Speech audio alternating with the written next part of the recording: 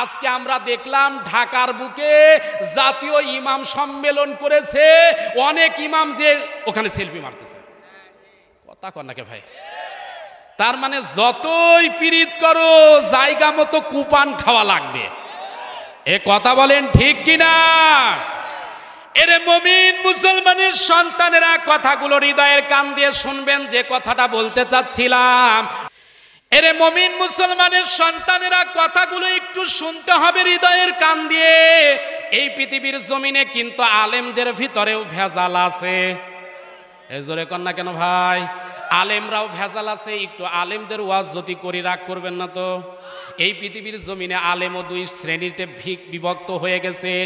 আল্লাহ নবীজি বলেছেন ১৫০০ বছর পূর্বে বলেছেন, শেষ জামানায় এমন কিছু আলেম হবে, এক শ্রেণীর আলেম হবে ওলামায়ে হক্কানি, আর এক হবে ওলামায়ে সু। ওলামায়ে সুর বৈশিষ্ট্য সম্পর্কে নবী আমার বলেন, ওলামায়ে সুর বৈশিষ্ট্য হলো ৪টা। ১ নাম্বার, এদের কথাগুলো হবে চিনির মতো মিষ্টি। কথা কন। আমাদের সমাজে এমন কিছু হুজুর আছে, সারা জীবন দেখবেন শুধু কবরের আর হাসরের ওয়াজ। কথা কন না কে? আমার মনে হয় আপনার রাগ করতেছেন ভাই। আরে কেবল ১২টা বাজে তো, মানে ১ ঘন্টা হয়েছে, রাগ করতেছেন? হুজুরদের মধ্যে ভেজাল আছে না নাই? এই কোরআনের ভিতরে কবরের ওয়াজ যেমন আছে, হাসরের ওয়াজ আছে, তাবলিগের ওয়াজ আছে, মিজানের ওয়াজ আছে, জান্নাতের আছে, জাহান্নামেরও আছে। এই কোরআনের ভিতরে ঠিক ইসলামের হক কথাগুলো আছে। আমাদের সমাজে কিছু হুজুর আছে, মার খাওয়ার ভয়ে কোনোদিন কোরআনের হক কথাগুলো জাতির কাছে বলে না। এক শ্রেণীর আলেমেরা হক কথা বলার কারণে আজকে স্টেজ থেকে নামতে পারে না। আর এক শ্রেণীর আলেমেরা আছে, হেলিকপ্টার নিয়ে আসে, আবার দুলা ভাই বাড়িতে হেলিকপ্টার নিয়ে চলে যায়। এরকম হুজুর আছে না নাই? চিন্তা করা দরকার, ভেবে দেখা দরকার। মুনাফিক কারা? ওই হুজুরকে মুনাফিকের ওয়াজ করতে বলবেন, হুজুর দেখবেন ওয়াজ করবে। এ কথা বলে না কেন? কিন্তু মুনাফিক নিজেই বোঝে না মুনাফিককে। আমাদের সমাজে কিছু মানুষ আছে বলে যে তুমি যা করো করো, অন্তত নামাজটা পড়ো। এরকম লোক আছে না নাই? আরে বেটা বেয়াদব, যা করো করো মানে কি? আল্লাহ পাক বলেছেন উদখুলু ফিস সিলমি কাফা, ইসলামের ভিতরে পরিপূর্ণভাবে দাখিল হওয়া লাগবে। তুমি নামাজ পড়বা, রোজা করবা, যাকাত দিবা, পর্দা ঠিক করবা, কিন্তু তলে তলে ইসলামের দুশমনদের সাথে যদি আতাত করো, নামাজ রোজা পড়ার পরও তুমি টাটকা মুনাফিক মুনাফিক মুনাফিক। এই মুনাফিকের বাচ্চাদের কারণে আজকে কোরআনপন্থী মানুষের এত বিপদ। কাফের বেঈমানেরা ইসলামের যতটা ক্ষতি না করেছে, মুনাফিক ইসলামের তার চাইতে বেশি ক্ষতি করছে। মুনাফিকদের কারণে ইসলামপন্থীরা আজকে ঘরে থাকতে পারে না। রাতের বেলা ঘুমিয়ে থাকে ভাতিজা, চাচা উপরে ফোন করে বলে আমার ভাতিজা ঘরে শুয়ে আছে, মামু তুমি আসতে এখনো পারো না? ভাতিজা ঘুম থেকে ওঠার পর দেখে, ও আল্লাহ, শুয়েছিলাম ঘরে, এ তো মামু বাড়ি দিল্লিতে শুয়ে আছি। এরকম চাচা আছে না নাই? বলেন তো, এগুলো চাচা না পাঠা? এগুলো মুনাফিকের কারণে আজকে মুসলিমরা, ইসলামপন্থীরা শান্তিতে নাই। আমার মনে হয় আপনারা খুব রাগ করতেছেন। এরে মুমিন মুসলমানের সন্তানেরা, কথাগুলো একটু হৃদয়ের কান দিয়ে শুনতে হবে। আমি আলেমদের কথা বলতেছি, রাগ করবেন না। এরকম আলেম আমাদের সমাজে আছে না নাই? ১ নাম্বার, কথাগুলো চিনির মতো মিষ্টি। ২ নাম্বার, এই হুজুরদের দেখবেন জুব্বা, টুপি, দাড়ি, পাগড়ি দেখবেন লম্বা লম্বা হয়। মুখে এমন ভাবে পান খেয়ে আসে, মনে হয় ও আল্লাহ, জান্নাত থেকে জিবরাইল আমিন ফেরেশতা এই মাত্র পালিয়ে এসেছে। এরকম হুজুর আছে না? ৩ নাম্বার, নবীজি বলেছেন এদের অন্তরগুলো বাঘের মতো হিংসুটে। ২ হুজুরকে একদিন যেহেতু আসতেছে, ওয়াজের সময় ২ হুজুর ৩ হুজুরকে বলবেন, হুজুর এই ঘরে থাকতে দিলাম। ও আল্লাহ, দেখবেন রাত ১২টার আগেই মারামারি শুরু হবে। কথা কন না কেন? মানে আমার কথাটা একটু বুঝবেন। ৩ জন জেনারেল শিক্ষিত, স্যার একটু বলছেন, 3জন 5জন জেনারেল শিক্ষিত মানুষকে এক ঘরে আপনি ঢুকিয়ে দিয়েন, থাকতে দেন রাতের বেলা, ওরা দেখবেন আতাত করে বুদ্ধি পরামর্শ করে এক লেপের নিচে শুয়ে থাকবে, ঘুমিয়ে থাকবে। সকালবেলা বন্ধু হয়ে বের হবে। আর 3 হুজুরকে এক ঘরে থাকতে দেন, ও রাতেই মারামারি শুরু করবে। কথা কন নাকি? বলবে তুই আলিয়া না তুই কওমিয়া, তুই হানাফি না তুই শাফি, তুই মালিকি না হাম্বলি, এই বলেই মারামারি শুরু। আমি তো হুজুরের কথাই বলছি, হুজুরের কথা বলছি না? হ্যাঁ, হুজুরের কথা বলছি। কেন বলছি? এই হুজুরদের কারণে এক শ্রেণীর হুজুরেরা আজকে মুছে তেল মারতেছে, আর এক শ্রেণীর হুজুরেরা জেলখানায় জীবন যাপন, কঠিন জীবন পালন করছে, এই মুনাফিক হুজুরদের কারণে। এরে মুমিন মুসলমানের সন্তানেরা, অথচ আল্লাহ পাক রব্বুল আলামিন বলেন ওয়াতাসিমু বিহাবলিল্লাহি জামিআ ওয়ালা তাফাররাকু। আল্লাহ রাব্বুল আলামিন পবিত্র কোরআনে কারিমা সূরা ইমরান 3 নাম্বার সূরা 4 নাম্বার পারার 103 নাম্বার আয়াতে কারিমা থেকে বলছি, আল্লাহ পাক রব্বুল আলামিন বলেন কোরআনের ভিত্তিতে ঐক্যবদ্ধ হও। বুঝে থাকলে বলুন তো, দল মত নির্বিশেষে কোরআনের সাথে, ইসলামের সাথে মুসলমানদের ঐক্য হওয়া দরকার আছে না নাই? এজন্য আমি বলি, আলেমে আলেমে বিভেদ এখন, জালেমে জালেমে দোস্তি। আলেমে আলেমে বিভেদ এখন, জালেমে জালেমে দোস্তি। পথের ঠিকানা জানা নাই কারো, কে কোথায় পাবে স্বস্তি। জালেমে জালেমে দোস্তি, বলেন না? আলেমে আলেমে বিভেদ এখন, জালেমে জালেমে দোস্তি। আলেমে আলেমে বিভেদ এখন, জালেমে জালেমে দোস্তি। পথের ঠিকানা জানা নাই কারো, কে কোথায় পাবে স্বস্তি। জালেমে জালেমে দোস্তি। এরে মুমিন মুসলমানের সন্তানেরা, মুনাফিক মার্কা ওলামায়ে সুর 4 নাম্বার বৈশিষ্ট্য হলো এদের কাজগুলো শয়তানের মতো হবে। কিছু হুজুর আছে 100 টাকা দিলে দেখবেন আপনার বাড়িতে গিয়েও দোয়া করবে। আবার যদি আপনি বাড়িতে দাওয়াত দিয়েছেন, আপনি রিকশাওয়ালা, ও জানে যে রিকশাওয়ালার বাড়িতে এসেছি, দেখবেন রব্বানা যালামনা আল্লাহুম্মা আমিন। আর সুদখোরের বাড়িতে গিয়েছে হুজুর, ও জানে কমপক্ষে 500 1000 টাকার নোট ছাড়া দিবে না। রব্বানা যালামনা দোয়া করতে করতে ওর 14 গোষ্ঠী জান্নাতে পাঠাবে। মানে জান্নাতে দেওয়ার জন্য হুজুর মনে হয় কন্ট্রাক্টারই নিয়েছে। এ কথা বলেন না কেন? এরকম হুজুর আছে না? এরে মুমিন মুসলমানের সন্তানেরা, কথাগুলো একটু মন দিয়ে শোনেন। এক হুজুর 100 টাকা দিলে দেখবেন দোয়া করে, আবার আর এক হুজুর এমনও আছে 500 টাকা পেলে দেখবেন সিনেমা হলের উদ্বোধনী অনুষ্ঠানেও দোয়া করে। এরকম হুজুর আছে না? কিন্তু সব হুজুর কি এক? এ জোরে কোন এক? সব হুজুর এক? এ বাংলাদেশ প্রমাণ পেয়েছে সব হুজুর এক না। এ পৃথিবীর জমিনে এমনও আলেম ছিল, এমনও আলেম বাংলার জমিন দেখেছে ফাঁসির রশি সামনে ঝুলে আছে, ফাঁসির রশির দণ্ডায়মান হয়ে আছে, নিশ্চিত জানে মৃত্যু আমার নিশ্চিত, হেঁটে হেঁটে মৃত্যুর সিঁড়ির দিকে চলে যাচ্ছে, কিন্তু আল্লাহর বান্দা পিছু ফিরিয়ে তাকায়নি। সে জানে মৃত্যুর কাছে মাথা নত করব না, বরং মাথা নত করলে আল্লাহর কাছে করতে চায়। একটা জিনিস মনে রাখা দরকার, ও মুসলমানের সন্তানেরা, আমাদের ধৈর্যের বাঁধ ভাঙবার চেষ্টা করো না। মুসলমানদের ধৈর্যের বাঁধ ভেঙে গেলে যে পরিস্থিতি সৃষ্টি হবে, তার জন্য আপনারা দায়ী থাকবেন। রক্তের পরে ফেরাউন নমরুদ হামলা দিয়ে মামলা দিয়ে ইসলামপন্থীদেরকে দাবিয়ে রাখতে পারে নাই। আজকেও যত ষড়যন্ত্র করো না কেন, ইসলামপন্থীদের দাবিয়ে রাখা যাবে না। কারা কারা রাজি আছো মুসলমান, হাত তোলা লাগে দেখাও।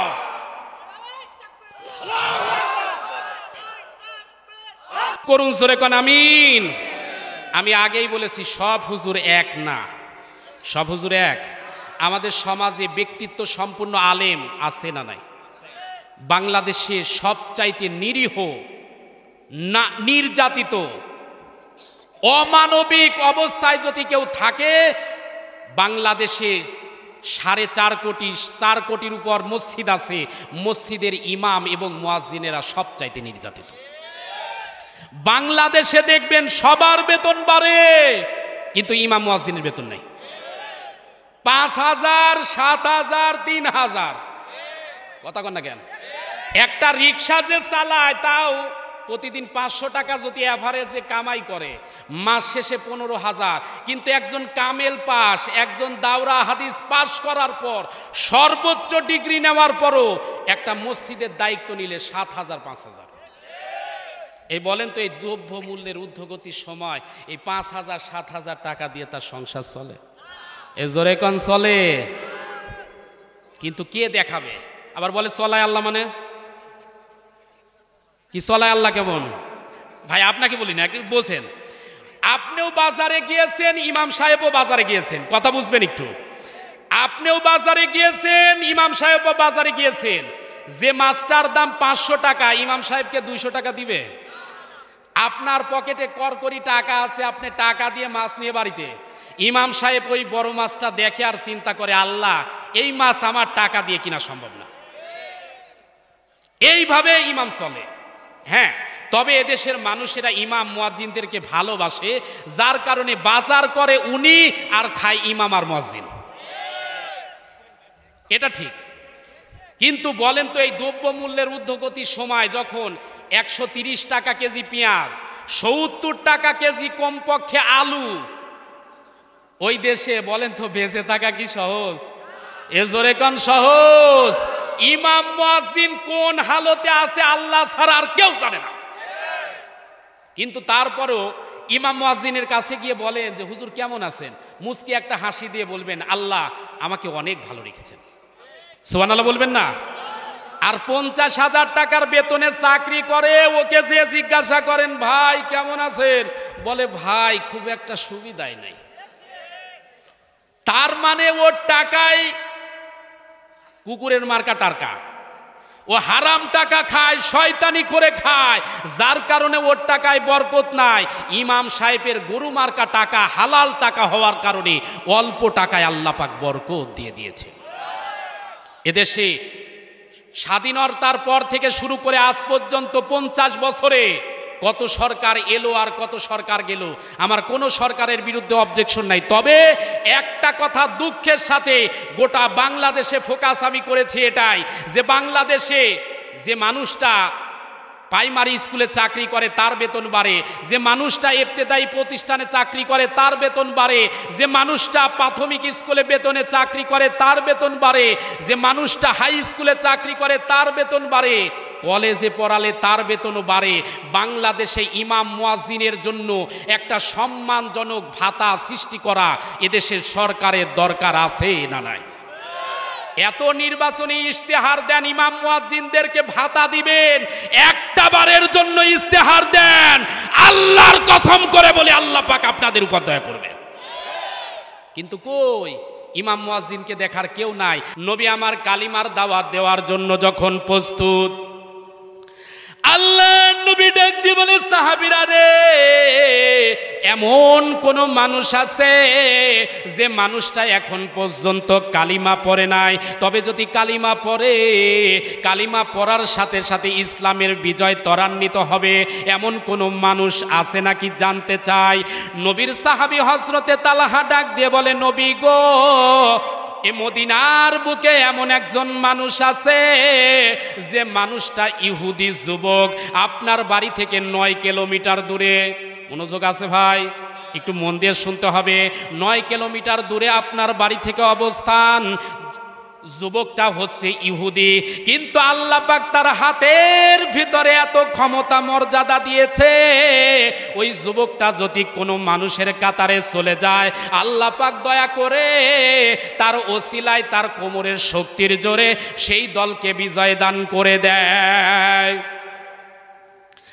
আল্লাহ নবী যখন রাস্তার দিকে রওনা দিয়েছে, প্রতিমধ্যে হযরতে ওমর ফারুক রাদিয়াল্লাহু তাআলা আনহু সামনে দিয়ে দাঁড়ায় গেছে। ওমর ডাক দিয়ে বলে, ইয়া রাসূলুল্লাহ, হাবিবাল্লাহ, হুজুর আপনি যাবেন না, আপনি যাবেন না, ওই বেটারে আমি চিনি, ও হচ্ছে ডাকাত মানুষ, একটা কি মানুষ, ডাকাত মানুষ। তার মানে ওই মানুষের অবস্থা হলো এমন, ওর মুখ চলে কম কিন্তু হাত চলে বেশি। আমাদের সমাজে কিছু মানুষ আছে না, দেখবেন মুখ দিয়ে কিছু বলে না, কিন্তু রাতের গভীরে দেখবেন কাজ একবারে শেষ করে দিবে। আপনি যদি কিছু বলে ফেলেন, আপনারে মুখ দিয়ে কিছু বলবে না, শুধু বলবে আগামীকালকে দেখাবো। কথা বলেন, এরকম লোক আছে না? ওমর ফারুক রাদিয়াল্লাহু তাআলা আনহু ডাক দিয়ে বলে, আপনি যাবেন না, ওই মানুষটার স্বভাবটা ভালো না, ও হচ্ছে গুন্ডা সন্ত্রাসী। আল্লাহ নবী ডাক দিয়ে বলে, সাহাবীরা রে, ইসলামের জন্য অবশ্যই আমি যাব, আমারে বাধা দিও না। সুবহানাল্লাহ বলবেন না?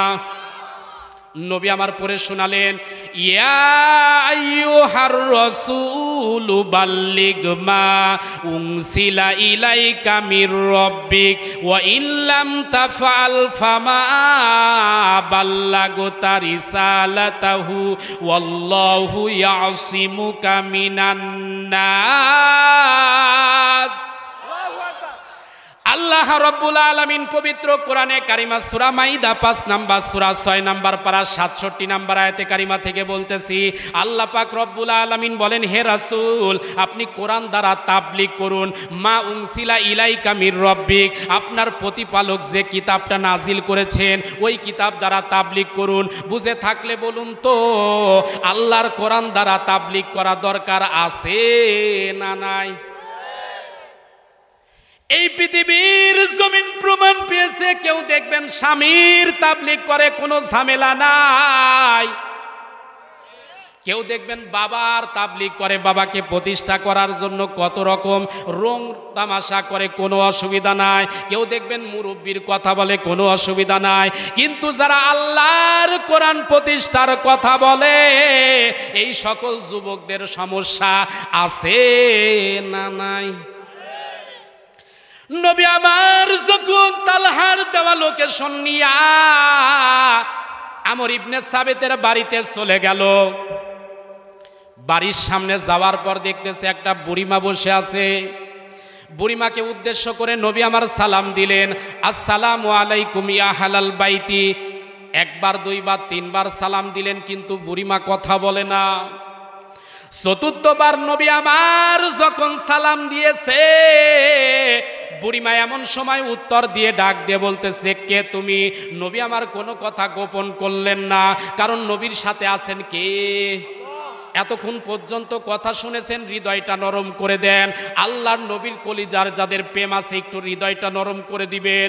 নবী কোনো রকম কথা গোপন করলেন না, সরাসরি ডাক দিয়ে বলে দিলেন, আনা মুহাম্মাদুর রাসূলুল্লাহ সাল্লাল্লাহু আলাইহি ওয়াসাল্লাম। বুড়িমা ডাক দিয়ে বলে, তুমি কি সেই মুহাম্মদ, যেই মুহাম্মদ মক্কা নগরীতে আসার কারণে, মক্কা থেকে মদিনায় আসার কারণে আমাদের দেশের ভিতরে যুদ্ধ বেঁধে গেছে? তুমি কি সেই সন্ত্রাসী মুহাম্মদ? নবী আমার দুই চোখের পানি ফেলে কান্দে আর ডাক দিয়ে বলে, মাগো, আমি সন্ত্রাসী না, আমি দেশে অশান্তি তৈরি করতে আসি নাই রে মা। এই পৃথিবীর জমিনে আল্লাহ পাক আমাকে নবী বানিয়ে পাঠিয়েছে, আমি চাই পৃথিবীর জমিনে শান্তি প্রতিষ্ঠা করতে। ইন্নাদ-দীনা ইনদাল্লাহিল ইসলাম। আল্লাহ রাব্বুল আলামিন পবিত্র কোরআনে কারিমা সূরা ইমরান 3 নাম্বার সূরা 3 নাম্বার পারার 19 নাম্বার আয়াতে কারিমা থেকে বলছি, আল্লাহ পাক রব্বুল আলামিন বলেন, কেবলমাত্র শুধুমাত্র একমাত্র মনোনীত জীবন বিধানের নাম হচ্ছে ইসলাম। সুবহানাল্লাহ বলবেন না? বুড়িমাকে ডাক দিয়ে বলে, মা গো, আগামীকালকে উহুদের ময়দান কায়েম হবে, উহুদের ময়দানে যাব, আপনার একটা সন্তান আছে, ওই সন্তানের হাতের ভিতরে আল্লাহ পাক ক্ষমতা দিয়েছে, শক্তি দিয়েছে, পাওয়ার দিয়েছে। আপনার সন্তানটা যদি ইসলামের পক্ষে চলে আসতো, ইসলামের বিজয় হয়ে যেত সহজে। ও মা, আপনার ছেলেকে একটু আমি কালিমার দাওয়াত দিতে চাই। বুড়িমা এমন সময় নাক সিটকা সিটকি শুরু করেছে, ডাক দিয়ে বলে, আব্দুল্লাহর এতিম সন্তান মোহাম্মদ গো, তুমি তো জানো না আমার সন্তান কেমন। আমি মা জানি আমার সন্তান কেমন। এ কথা বলে না কেন? নবী আমার ডাক দিয়ে বলে, মা গো, তোমার সন্তান যেমন হোক না কেন, আমি ইসলামের জন্য তারে কালিমা পড়াতে চাই। বুড়িমা ডাক দিয়ে বলে, বাবা তুমি বাঁচতে চাইলে চলে যাও, আমার সন্তান যদি বুঝতে পারে তুমি আমার বাড়িতে এসেছো, না জানি কোন রক্তক্ষয়ী কাণ্ড হয়ে যায়। নবী আমার কালিমার দাওয়াত দেওয়ার পর বুড়িমাকে ডাক দিয়ে বলে, মা গো, আজকে আমি চলে যাচ্ছি ঠিক আছে, কিন্তু কথা দিয়ে গেলাম তোমার সন্তান আমরকে কালিমার দাওয়াত দেওয়ার জন্য আমি আবার আগামীকাল আসবো। এরে মুমিন মুসলমানের সন্তানেরা, নবী আমার যখন বাড়ি থেকে বের হয়ে চলে গেছে, আমরের ঘুম ভেঙে গেল। ঘুম থেকে ওঠার পর মার কাছে এসে ডাক দিয়ে বলে, মা গো, আমরা তো গরিব মানুষ, একদিন ভাত পাইলে আর একদিন ভাত পাই না, আমাদের চুলায় একদিন চুলায় আগুন জ্বললে আর একদিন চুলা জ্বলে না। ও মা, তোমার কাছে জানতে চাই, আজকে বাড়ির ভিতরে মেশক আম্বরের সুঘ্রাণ পাওয়া যায়? এত দামি আতর কোন দোকান থেকে কিনেছো? এত দামি আতর কোন বাজার থেকে কিনেছো?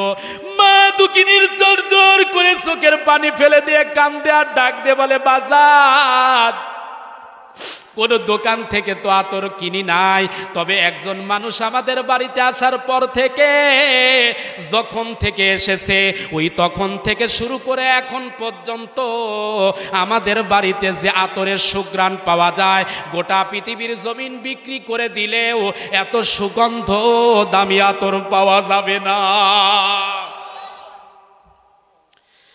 আমর ডাক দিয়ে বলে, মা গো, এমন কোন মানুষ এসেছিল একটুখানি বলো না, যে মানুষ আসলে আমার বাড়িতে সুঘ্রাণ পাওয়া যায়?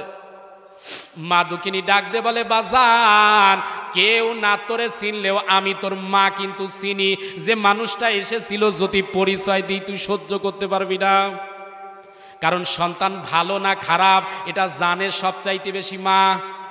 এ কথা কন, সবচাইতে বেশি জানে কে? আজকে আমাদের সমাজে সবচাইতে নির্যাতিত হচ্ছে সন্তানের কাছে মায়েরা। যতদিন পর্যন্ত সন্তান বিবাহ না করে, মা মা মা মা মা বলে পাগল, বাবা বলে পাগল। বিবাহ করার পর কোন মন্ত্র পানি খায় যে মার কথা সহ্যই করতে পারে না, শাশুড়ি আম্মার আব্বার ভক্ত হয়ে যায়। এরকম সোনার ছেলে আমাদের দেশে আছে না নাই? আমি সোনার ছেলেদেরকে বলি, খাতা কলমে আজকেই লিখে রাখো, আজকে তোমার মাকে বাবাকে যেইভাবে নির্যাতন করতেছো, খেতে পড়তে দিচ্ছ না, মা বাবার সম্মান রক্ষা করছো না, আল্লাহর কসম তোমার ঔরসেও সন্তান আসবে, ওই সন্তান দ্বারা আল্লাহ পাক তোমারে লাঞ্ছিত অপমানিত করেই ছাড়বে। আজকের মাহফিলে যে সকল পুত্রবধূরা এসেছেন আপনাদের উদ্দেশ্যে বলি, আজকে আপনার শাশুড়িকে আপনার পছন্দ হয় না, আপনিও একদিন শাশুড়ি হবেন, আপনার পুত্রবধূ ওই কায়দায় আপনারা সাইজ করবে।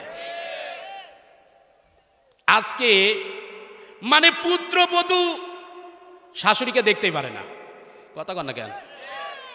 মানে নিজের মা হাজারো কিছু করলে কোনো অসুবিধা নাই, কিন্তু শাশুড়ি আম্মা যদি বলে আমার ছেলে তো বাজারে যাচ্ছে, যাওয়ার সময় একটু পান আনতে বলো, অনেক পুত্রবধূ বলেই ফেলে এই বুড়ির কাজ নাই, শুধু পান চুন চাইতেই থাকে। এ কথা বলে না কেন? ওরে বেটা বেয়াদব, পান চাবে না কি চাইবে, সন্তানটাই তো তার, কথা কন না কেন? আর অনেক সন্তানও আছে এমন বিবাহের পর বইয়ের চাকর হয়ে যায়। এখন শুধু ছেলেদের দোষ বলতেছি এটাও ঠিক না, এই সমাজে যুবকেরা সবচাইতে বড় এখন নির্যাতিত। কেন বললাম একটু শোনেন, যারা বাবারা আছেন কথাটা একটু মন দিয়ে শুনবেন। আগে আমরা জানতাম সমাজে হতো নারী নির্যাতন, কি হতো? বর্তমানে হচ্ছে পুরুষ নির্যাতন। কেন বললাম? বিবাহের আগে যৌতুক নেয় 2 লাখ 5 লাখ টাকা, যার কারণে বোর গোলাম হয়ে যায়। বউয়ের কাছে কিছু বলার আগেই বউ বলে, তুমি যদি এই বাড়িতে থেকে তোমার মায়ের বাপের কথা বলো, তোমার মতো স্বামীর ঘরই করবো না। কথা বলে না কেন রে ভাই? যেগুলো বউয়ের কাছ থেকে আগেই টাকা মোটা অঙ্কের নিচে, এবারে একটাও কথা বলবে না। একে একে ডিমান্ড নিয়েছেন, একটু হাত তোলেন তো দেখি। এবার আর হাত উঠবে না, এবারে একটাও হাত উঠবে না। সব আল্লাহর ওলি, সব আল্লাহর ওলি। আচ্ছা ঠিক আছে, আলহামদুলিল্লাহ। কিন্তু অনেক এরকম নেওয়া লোক আছে না নাই? হ্যাঁ, একটু আমার কথা মন দেন। এরে মুমিন মুসলমানের সন্তানেরা, কেন বলতাম এখানেও একটা কথা আছে বিবাহের। আমার কথাটা একটু শোনেন শোনেন শোনেন। একটা ছেলে যতদিন পর্যন্ত বিবাহ করে না ততদিন মা মা বলে ডাকার কারণ আছে, ততদিন পর্যন্ত তার কিন্তু সঙ্গী ছিল না, যত প্রয়োজন সে মিটাতো মায়ের কাছ থেকে। কিন্তু বিবাহ করার পর থেকে নতুন একটা সঙ্গী পেয়েছে, আপনি মা হয়ে বাবা হয়েও তো একটু খুশি হওয়া দরকার। কারণ আপনার ছেলেটা আপনার পুত্রবধূকে নিয়ে ভালো আছে, সুখে শান্তিতে আছে। আপনার ছেলেটা অন্য মানুষের সাথে পরকিয়া করে না, অন্য জায়গা বিলাল্লাপনা করে না, ঘর থেকে বাহিরে থাকে না, আপনার পুত্রবধূর সাথে একটু সুখে আছে, এতে তো আপনার খুশি হওয়া দরকার। কিন্তু অনেক শাশুড়ি আছে এমন, মানুষের কাছে গল্প করে এমন, জানবু আমার মেয়ের জামাই এত ভালো, আমার মেয়ে যা বলে জামাই তাই শোনে। কথা বুঝতেছেন? মা গল্প করতেছে, আমার মেয়ের জামাই এত ভালো, আমার মেয়ে যা বলে জামাই তাই শোনে। আর আমার ছেলেটা এমন হারামজাদা, পুত্রবধূ যা বলে তাই শোনে। মায়ের কথা বুঝেছেন কি হলো? তার মানে মেয়ের কথা শুনেছে জামাই খুব ভালো, এখন বইয়ের কথা একটু ছেলেটা শুনেছে খারাপ হয়ে গেছে। এই রকম মাও আমাদের সমাজে আছে না নাই? নিজের মেয়েটা হাজারো অন্যায় করলে কোনোদিন চোখে পড়ে না, কিন্তু পুত্রবধূ যদি একটু পানের থেকে চুন খোলে অনেক মায়ের মাথা খারাপ হয়ে যায়। এরকম মা আমাদের সমাজে আছে না নাই? এই মা শাশুড়ি যদি এক হয়ে যেত, যুবকেরা, বাংলার জমিনে সোনার ছেলেরা, যুবকেরা, এদের মাথাগুলো আল্লাহ পাক ঠান্ডা করে দিত। এরে মুমিন মুসলমানের সন্তানেরা, যে কথাটা বলতেছিলাম, আমর ইবনে সাবিত জাগ দিয়ে বলতেছে, মাগো কোন মানুষ আমাদের বাড়িতে এসেছিল একটুখানি বলেন না। মা দুঃখিনী ডাক দিয়ে বলে, বাজান আমাদের বাড়িতে যে মানুষটা এসেছিল ওই মানুষটা পরিচয় দিয়েছে, আনা মুহাম্মাদুর রাসূলুল্লাহ। আমরের মাথায় যেন বজ্রপাত হলো, মাথায় যেন অগ্নি টকবক টকবক করে ফুটতে শুরু করে দিল। আমর ঘরের ভিতরে গিয়ে নাঙ্গা তরবারিটা নিয়ে রাস্তার দিকে যখন দৌড়াইতেছে, মা দুঃখিনী ডাক দিয়ে বলে, বাজান রাস্তার দিকে কেন দৌড়াও? আমর ইবনে সাবেদ ডাক দিয়ে বলে, মাগো তুমি তো জানো না আবু সুফিয়ান ঘোষণা দিয়েছে, আব্দুল্লাহর ইতিম সন্তান মুহাম্মাদের যদি কাল্লা কাটতে পারি ৭০টা লাল উট পুরস্কার পাওয়া যাবে। নাউজুবিল্লাহ বলবেন না? মা দুঃখিনী ডাক দিয়ে বলে, বাজান যে মানুষটার কাল্লা কাটার জন্য তুমি যাচ্ছ ওই মানুষটার কাল্লা কাটার জন্য তোমার ছুটে চলতে হবে না। ও বাবা, ওই মানুষটা কথা দিয়ে গেছে আগামীকালকে তোমার বাড়িতে আবার চলে আসবে। এরে মুমিন মুসলমানের সন্তানেরা, কথাগুলো একটু হৃদয়ের কান দিয়ে শুনবেন।